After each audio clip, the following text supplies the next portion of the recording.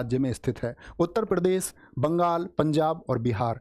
तो क्या बोलोगे? शेरशाह का मकबरा भैया जी बिहार में स्थित है, 1945 में बना था, 1945 में। 1945 बोल रहा हूँ, क्या बोलोगे? 1545 में। शेरशाह सूरी 1540 में गद्दी पर बैठा, 1545 में मर गया, 1545 में बना। क्या बोलोगे? 1545 में बना। और इसका जो डिज़ाइनर है, 122 फीट इसकी ऊंचाई। क्या बोलोगे? जो इसका डिज़ाइनर था, जो इसका वास्तुकार है बच्चे, उसका नाम था मीर मोहम्मद अली। क्या बोलोगे? मीर मोहम्मद अली ने इसको डिज़ाइन किया। क्या बोलोगे? मीर मोहम्मद अली ने इसको डिज़ाइन किया। कौन सी शैली में किया? इंडो इस्लामिक आर्किटेक्चर में इसको किया, इंडो इस्लामिक वास्तुकला। क्या बोलोगे? इंडो इस्लामिक वास्तुकला का नमूना है, वास्तुकला का नमूना इसको कहेंगे। कौन सा पत्थर इसमें लगा है? बलुआ पत्थर आपका आंसर होना चाहिए।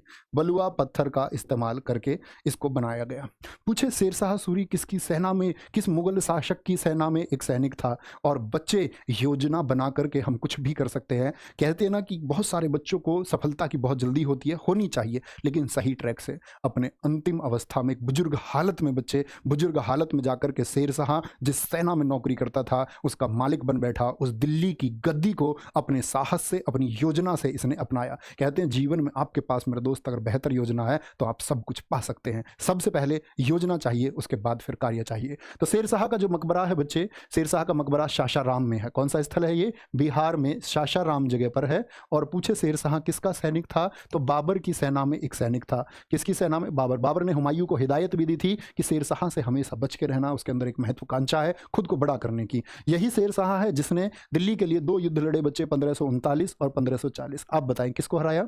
1539 में भैया जी इसने चौसा के युद्ध में किसको हराया? या 1540 का जो बिलग्राम का युद्ध था उसी से ये सम्राट बना, जिसको हम कन्नौज वॉर भी कहते हैं। और एसएससी के लिए दोनों बहुत इंपॉर्टेंट वॉर हैं। दोनों में हुमायूं को हराया। क्या बोलेंगे? दोनों में हुमायूं को इसने हराया था और हुमायूं देश छोड़ करके भाग गया। क्या बोले? इसी ने कहा था ना कि अगर वक्त ने मेरा साथ दिया तो मैं मुगलों को भारत की धरती से खदेड़ दूंगा, और इसने मेरे दोस्त खदेड़ दिया। तो ये 2 युद्ध कभी याद ना रखें। और पूछे ये शासन इसका कब से कब तक रहा? 1540 से 45 तक रहा शेरशाह सूरी का। भारत में चाहे जीटी रोड हो, चाहे मूल्य नियंत्रण के लिए, डाक व्यवस्था के लिए, आधुनिक जो वर्तमान स्वरूप है रुपए का, वो इसी राजा के द्वारा तैयार किया गया। ये बात याद रखें। आगे आएंगे। दिल्ली में हुमायूं ने निम्नलिखित में से किस शहर का निर्माण कराया था? दिल्ली में हुमायूं ने, बोलेंगे क्या बोलेंगे? दिल्ली में हुमायूं ने निम्नलिखित में से किस शहर का निर्माण? हुमायूं का शासनकाल बताएं। ठीक है, सीरी मैं आपको बता चुका हूँ। एके अलाउद्दीन खिलजी, वो एके नहीं हमारा वाला बच्चा। ये कौन है आपका? क्या बोलोगे? ये अलाउद्दीन खिलजी है। मोहम्मदाबाद नहीं जी, दीन पन्हा। और दीन पन्हा में ही इसने क्या बनवाई थी? लाइब्रेरी बनवाई थी, पुस्तकालय बनवाया था। और इसी की सीढ़ियों से नशे की हालत में हुमायूं गिर गया। क्या बोलेंगे? और किस इतिहासकार ने कहा, किस इतिहासकार ने, मुझे बताएंगे, हुमायूं के जीवन को लड़खड़ाता जीवन कहा? कहते हैं जिस प्रकार हुमायूं अपने जीवन भर लड़खड़ाता रहा, उसी प्रकार अंतिम समय में लड़खड़ाते हुए उसकी मौत हो गई। किसने कहा है? स्टैनले लैंडपूल एक इतिहासकार है बच्चे। लैंडपूल ने यह कथन दिया कि वो नशे की हालत में गिर गया और उसकी मृत्यु हो गई। ठीक है। अच्छा, कुछ और नगर हैं जो मुगलों के समय पर बताए गए, मुझे बताएंगे। शाहजहानाबाद किसने बसाया? क्या बोलोगे? शाहजहानाबाद। शाहजहानाबाद किसने बसाया? तो नाम से ही आपको पता चलेगा, शाहजहां ने बसाया था। किसने? शाहजहां ने। ये मुगलों के समय का हो गया। एक आपका अगर मैं बात करूं तुगलकों के समय का है, फिरोजाबाद। फिरोजाबाद नगर बहुत पूछा जाता है, किसने बसाया? जरा बताएं। फिरोजाबाद की स्थापना किसने की? मुझे बताओ दोस्त। तुगलकाबाद की स्थापना, ये भी एक तुगलक वंश का शासक था दिल्ली पर। किसने इसकी स्थापना की? तो फिरोजाबाद भी आप लोग फिरोज से याद रखते हैं, फिरोज शाह तुगलक। तुगलकाबाद की बात आएगी, यहां पर बच्चा गलती कर जाता है। जीएसटी यानी Ghiyasuddin Tughlaq, goods and service tax नहीं, गयासुद्दीन तुगलक। फिरोजाबाद फिरोज शाह तुगलक। क्या बोलोगे? फिरोज शाह तुगलक। दीन पनाह की अगर कभी पूछे, पुराना किला कहां पर स्थित है? पुराना किला भी आपका दीन पनाह में स्थित है। ठीक है, दीन पनाह में। आगे आएंगे। हुमायूं को मतलब पढ़ने का शौक था, लाइब्रेरी उसने इसीलिए बनवाई थी, ज्योतिष वगैरह का बहुत ज्ञान उसको था और वो अध्ययन भी करता था। दिखाए भाई साहब। चलो भाई, लाल मुंह वाला कोई बच्चा नहीं चाहिए ना, उनके आंसर चाहिए। ठीक है, आगे आएंगे। व्रत कथा कोश पुस्तक के लेखक कौन थे? गुस्सा करना तुमको मैंने सिखाया ही नहीं, गुस्सा क्यों करना है? और लाल मुंह लागे तुम ये सोचते हो कि तुम्हारा कमेंट पढ़ा जाएगा। आप जनरली अपनी बात कीजिए। आप इतने 1000 बच्चे क्लास देखते हैं भाई साहब, आप भी समझते हैं हम पढ़ने के लिए हैं। ठीक है, हम पढ़ाने के लिए हैं, हम पढ़ने के लिए हैं मेरे मित्र, हम लोग कमेंट के लिए नहीं है। और फिर भी कोई बात पूछते हैं तो लिखें। ठीक है, आगे। व्रत कथा कोश पुस्तक के लेखक कौन थे? वो नजर पड़ जाएगी। ये भाई साहब जो यहाँ बैठे हुए हैं, जिसका कमेंट दिखा दें उसकी बल्ले बल्ले, ये समझ लो कमेंट उसका पढ़ा जाता है, क्योंकि हमारे हाथ में नहीं है और बच्चे हम लगातार कमेंट्स पढ़ भी नहीं सकते, इतने कमेंट्स होते हैं। वो इन भाई साहब की, शिवम वशिष्ठ जी की जो मेहरबानी तुम पे हो जाए तो उसका कमेंट पढ़ लिया जाए। आगे आएंगे, दिखा दिया करो ऐसे, बच्चा तुम पढ़ा, वो पढ़ते हैं ध्यान से ना, देखा करो, जेन्युइन जो कमेंट है वो दिखाया करो। व्रत कथा कोश पुस्तक के लेखक कौन है? क्या राजशेखर है? राजशेखर बच्चे बाल रामायण कभी पूछा जाए, बाल रामायण किसकी पुस्तक है? या कर्पूर मंजरी किसकी बुक है? क्या बोलोगे? कर्पूर मंजरी किसकी बुक है? ये आपका राजशेखर की पुस्तक है। ठीक है, लक्ष्मीधर जी ने, अब आप कहेंगे लक्ष्मीधर जी ने, मैं कहूं पद्मावती को लिखा, मानोगे मेरी बात या नहीं?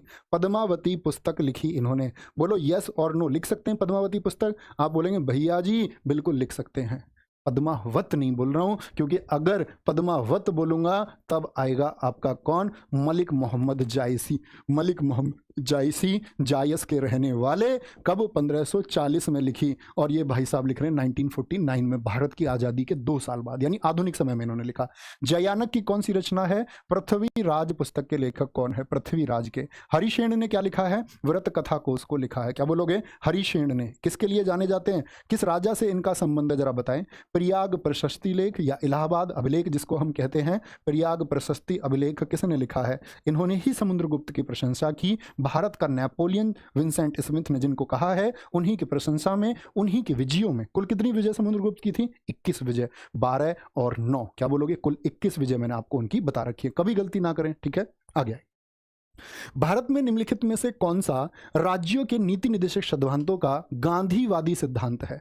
गांधीवादी सिद्धांत हम सब जानते हैं, नीति निर्देशक तत्व भैया जी डीपीएसपी हैं, डीपीएसपी हैं, directive principles of state and policy. किस भाग में है भाई साहब? क्या बोलोगे?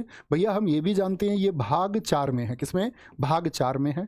हम ये भी जानते हैं जी किस अनुच्छेद से शुरू होते हैं, फटाफट से बताएंगे, तो 36 से 51 तक है, जानते हैं जी। लेकिन प्रश्न पूछा समान कार्य के लिए समान वेतन, ये 39D कहता है, 39D कहता है। समान नागरिक संहिता, ये आर्टिकल 44 कहता है, आर्टिकल 44 कहता है। न्यायपालिका के लिए बच्चे ये आर्टिकल 50 है। ग्राम पंचायत का गठन, ये आर्टिकल आपका 40 है। क्या बोलोगे? 40 है, और आर्टिकल 40 ही है आपका गांधीवादी सिद्धांत। डीपीएसपी को बांटा गया आपका गांधीवादी उतारवादी में। आज आप जाने सिर्फ गांधीवादी अनुच्छेद कौन कौन से हैं जिनमें गांधीवाद को तवज्जो दी गई।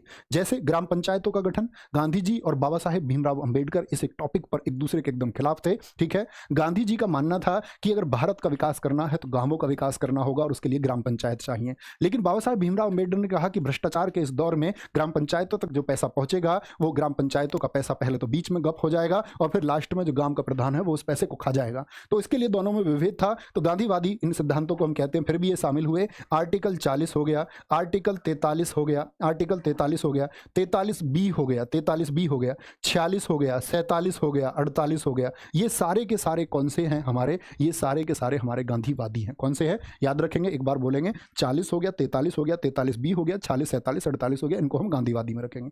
कभी भी पूछा जाएगा गांधीवादी, थम्स अप करके बताओ, कर देंगे भैया, गलती नहीं करेंगे। आगे आएंगे। क्या बोलोगे? भारत सरकार एक स्वास्थ्य योजना आयुष्मान भारत योजना मुहैया करा रही है। हम सब जानते हैं। मुझे बताएं आयुष्मान भारत योजना कब शुरू हुई थी?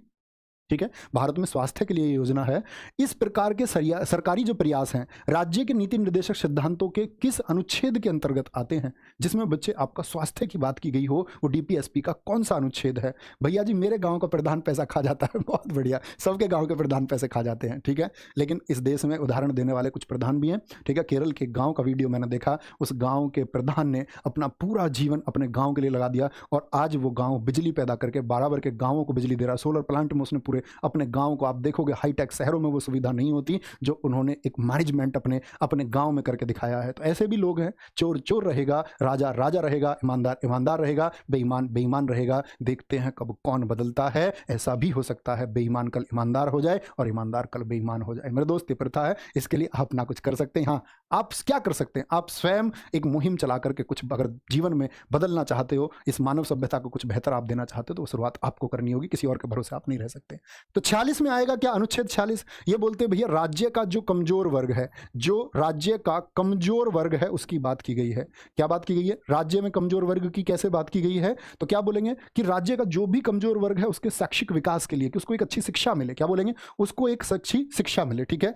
अनुच्छेद 48 की बात की गई है, क्या 48 तो भैया कृषि और पशुपालन का हो गया, इसमें भी भैया जी स्वास्थ्य की कहीं बात नहीं की गई, कृषि और पशु का। अनुच्छेद 47 क्या कहता है, 47 कहता है जो नशीले पदार्थ हैं, जो नशीली दवाइयां हैं, उन पर सरकार को रोक लगानी होगी, ये सरकार का उत्तरदायित्व है। नशीले पदार्थ शरीर के स्वास्थ्य पर बुरा प्रभाव डालते हैं, नशीले पदार्थ चाहे वो पेय पदार्थ हो या किसी भी अवस्था में हो, उन सभी पर रोक की बात की गई है। नशीले पदार्थों पर रोक ये राज्य सरकार द्वारा लगाई जानी चाहिए। 45 तो भाई साहब हम जानते ही हैं, 6 से 14 वर्ष के बच्चों की शिक्षा की बात करता है, बच्चों की शिक्षा की बात करता है, जो बात आपका मौलिक कर्तव्य 11वें में की गई है। 11वां मौलिक कर्तव्य जानते हैं ना, आर्टिकल 51A का के आर्टिकल, क्या बोलते हैं, के आर्टिकल। थम्स अप कर दिया करो, बोल दिया करो कि भैया याद है, याद है भैया जी, दोनों जगह पद्मावती लिख दिया है। कहाँ, पिछले प्रश्न में। अरे यार तुम्हें बोला तो है मैंने, तुम भी जो है ना चिट्टी रोबोट हो बिल्कुल रजनीकांत के। जब मैं बोल रहा हूं तो बोलने पे फोकस करो ना, ये मात्रा तो लग जाती है कभी कभार, हालांकि गलती नहीं करनी चाहिए ऐसी। मैंने बोला वो पद्मावत है, पद्मावत है, ये पद्मावती है। अब टिक्कू बच्चों ऐसे होशियार से कब बनोगे तुम, छोटी मोटी गलती होगी ठीक है जी, कर लेंगे, कोई नहीं, हम ही करेंगे। बोलो, भारतीय संविधान की प्रस्तावना में जो प्रियम्बल है उसमें निम्नलिखित में से किन महान आदर्शों का उल्लेख है। प्रस्तावना में विश्वास की बात की गई है, हाँ जी की गई है। कहीं प्रस्तावना में आपने प्रस्तावना पढ़ी भी है, नहीं पढ़ी, पढ़ लेना, बहुत प्रश्न पूछा जाता है। राजकोषीय की बात कहीं की गई, ठीक है, नहीं की गई जी, काट दो इसको। अवसर की बात की गई है, आर्थिक सामाजिक आस्था की कहीं पर बात की गई है, हाँ जी भैया आस्था की तो बात की गई है। अभिव्यक्ति की बात की गई है। अच्छा सामाजिक की बात की गई है, स्वतंत्रता नहीं, सामाजिक न्याय की बात की गई है भैया। राजनीतिक, सामाजिक और आर्थिक 3 प्रकार के न्याय बताए गए हैं, सामाजिक स्वतंत्रता नहीं बताई गई। यह बताई गई है, क्या बोले गए, राजनीतिक, सामाजिक और आर्थिक न्याय की भैया जी बात की गई है, ठीक है। अभिव्यक्ति, नागरिक, राजनाथ, क्या बोलोगे, राजनीतिक स्वतंत्रता की बात की गई है, कहीं पर नहीं जी। क्या बोलोगे, सामाजिक, आर्थिक और आपका, बोलो तीसरा क्या बोला, सामाजिक, आर्थिक और तीसरा बोलो फटाफट से, क्या नागरिक स्वतंत्रता की बात की गई, नहीं जी। अभिव्यक्ति की क्या बोलोगे, हाँ जी अभिव्यक्ति की गई है यार, ऐसा क्यों कर रहे हो। विचार, अभिव्यक्ति, विश्वास, आस्था, उपासना, 5 प्रकार की स्वतंत्रता बात की गई है। क्या बोलोगे, 5 प्रकार की स्वतंत्रताओं की बात की गई है। बहुत बढ़िया भैया, आप अपनी गलती छिपा रहे हैं और हंस रहे हैं। हाँ जी भाई साहब, छिपा तो गलती रहा था अपनी, सही बात तो यही है कि ई की मात्रा लगाई, गलती तो मेरी है। आगे आएंगे, बहुत बढ़िया। 3 प्रकार के न्याय विभोर जी कह रहे हैं और 5 प्रकार की स्वतंत्रता, गलत नहीं करना, ठीक है। उद्देश्य प्रस्ताव से हमने इसको लिया गया है, आपका जो नेहरू जी का उद्देश्य प्रस्ताव था। भारतीय संविधान में उपराष्ट्रपति पद का प्रावधान रिक्त स्थान से लिया गया था। जो उपराष्ट्रपति पद है, अनुच्छेद भी बताएंगे, क्या बोला था मैंने, क्या बोलेंगे, उसका निकास शनि, जो हम बात करते हैं देश में उपराष्ट्रपति होगा, ये किस अनुच्छेद में कहा गया है, फटाफट से बताएंगे, क्या बोलेंगे, आगे देखेंगे। सर यूपीएसआई का जो बैच आने वाला है उसको करने से यूपी पुलिस के लिए भी बेटर होगा या नहीं। भाई साहब यूपी पुलिस के लिए यूपी पुलिस का बैच क्यों नहीं लेते आप, एक बात बताओ, काहे को तुलना कर रहे हो तुम यूपीएसआई से। यूपीएसआई वो लोग जिनको यूपीएसआई देना, यूपी पुलिस के लिए बैच ना होता तो तब तुलना करते। जब यूपी पुलिस कांस्टेबल के लिए खाकी बैच है, खाकी बैच से पढ़ो, इंतजार ही मत करो 2.0 कब आएगा। 2.0 के लिए बैठे रहते हो, वो पेपर के टाइम पे आएगा, नोटिफिकेशन के टाइम पे आएगा, है ना, तो उसका इंतजार नहीं करना, अभी तैयार करो उसको। ये सब तुम चीजें कॉलिंग टीम से पूछ लिया करो, वो तुम्हारे सारे सॉल्यूशन कर देंगे, ठीक है। आएंगे आगे।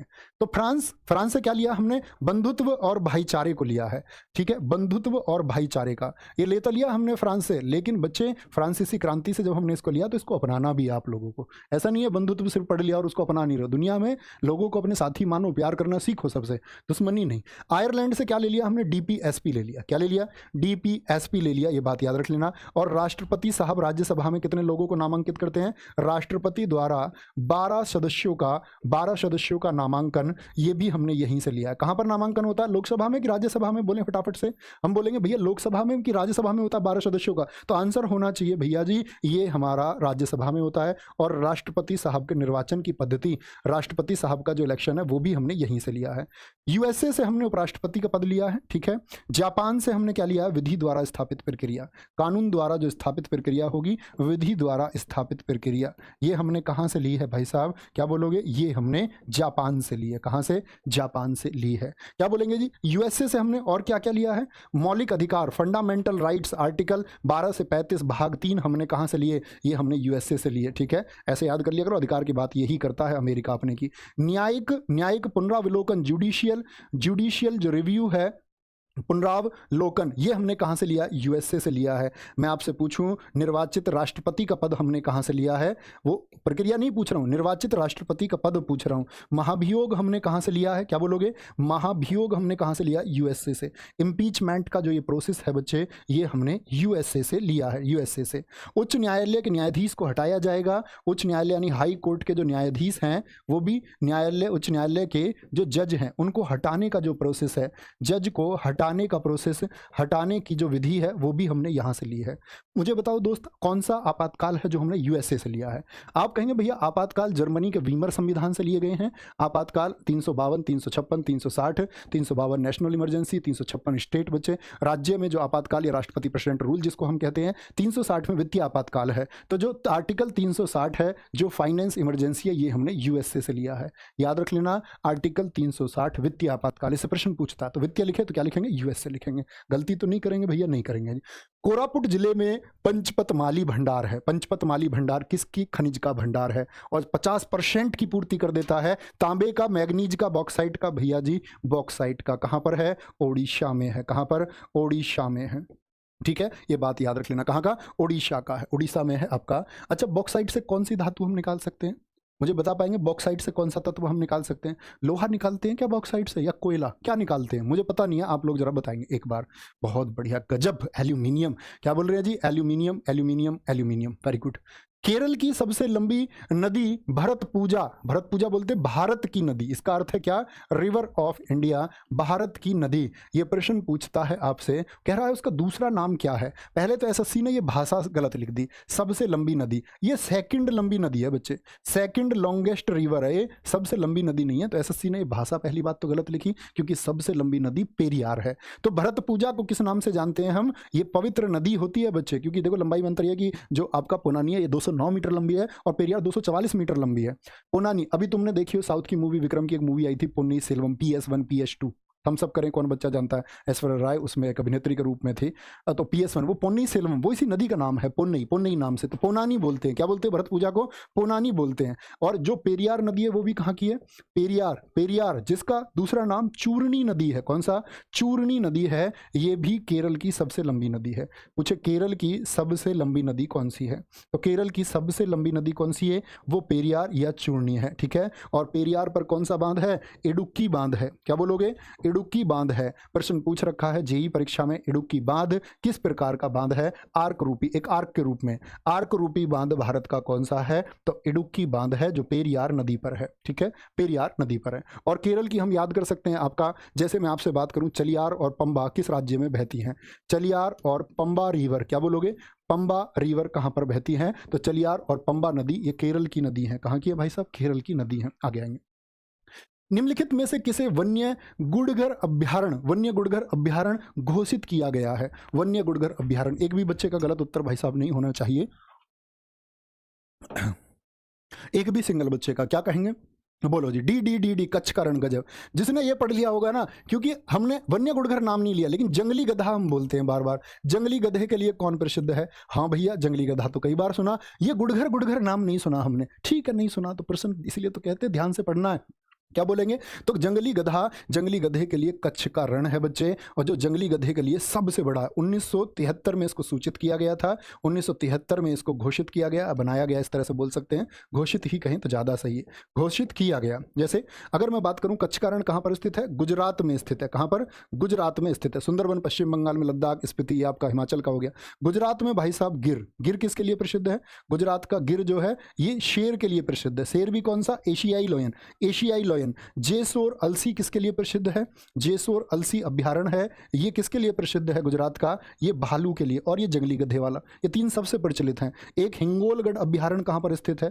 हिंगोलगढ़ अभ्यारण्य। क्या बोलोगे भैया जी? हिंगोलगढ़, हिंगोलगढ़ जो आपका सेंचुरी है ये स्थित है आपका गुजरात में। ठीक है, नारायण सरोवर। क्या बोलोगे? नारायण सरोवर। क्या बोलोगे? नारायण सरोवर, ये गुजरात में स्थित है। कहाँ पर है? गुजरात में स्थित है। कोई दिक्कत, कोई परेशानी? आगे आएंगे। दिखाएं बच्चा क्या पूछ रहा है, दिखाएंगे। Very good, very good. बहुत शानदार बच्चे, दोनों ही डेट मान्य है। दोनों में से जो प्रश्न पूछा जाएगा राहुल कुमार जी उसको चुनेंगे। इतिहासकारों के अनुसार इनकी दोनों डेट मान्य है, ठीक है। 25 दिसंबर भी, 13 अक्टूबर कैथल भी। परीक्षा में दोनों विकल्प कभी मिलेंगे नहीं क्योंकि प्रश्न एलिमिनेट हो जाएगा, गलत हो जाएगा। कोई एक मिलता है उसको चुने, ठीक है। दोनों ही डेट मान्य है। हरित क्रांति के संबंध में निम्नलिखित में से कौन सा या कौन से कथन सही है, बोलेंगे अभी फटाफट से। क्या बोलोगे? हरित क्रांति। हरित क्रांति शब्द का सबसे पहले प्रयोग विलियम गॉड ने किया था। यूएसए के विलियम गॉड थे भाई साहब, 1968 में इन्होंने सबसे पहले इसका यूज किया, एकदम से ठीक है। नॉर्मन बोरलॉग को हरित क्रांति का जनक कहा जाता है। नॉर्मन बोरलॉग किस देश के थे भाई साहब बताएं? मैक्सिको के हैं। कहाँ के? मैक्सिको के थे। इनको हरित क्रांति का जनक कहा जाता है। एम एस रंधावा को भारत में हरित क्रांति का जनक कहते नहीं। क्या बोलोगे? एम एस रंधावा नहीं, एम एस स्वामीनाथन। क्या बोलोगे? और एम एस स्वामीनाथन जी का भाई साहब एक शब्द है जिसको बोलते सदाबहार क्रांति शब्द का इस्तेमाल किसने किया? क्या बोलोगे? सदाबहार क्रांति शब्द का इस्तेमाल, सदाबहार क्रांति शब्द का सबसे पहले इस्तेमाल किसने किया था? सबसे पहले इस्तेमाल तो एम एस स्वामीनाथन। यानी 1 2 ठीक है भाई साहब, 1 और 2 ठीक हैं, और तीसरा क्या हो जाएगा? गलत हो जाएगा। कोई दिक्कत नहीं, सॉरी 1 और 3 लिखा हुआ है इसमें, 1 और 2 ठीक होंगे। ऑप्शन बी सही होगा। क्या होगा? ऑप्शन बी एकदम से सही होगा, ये बात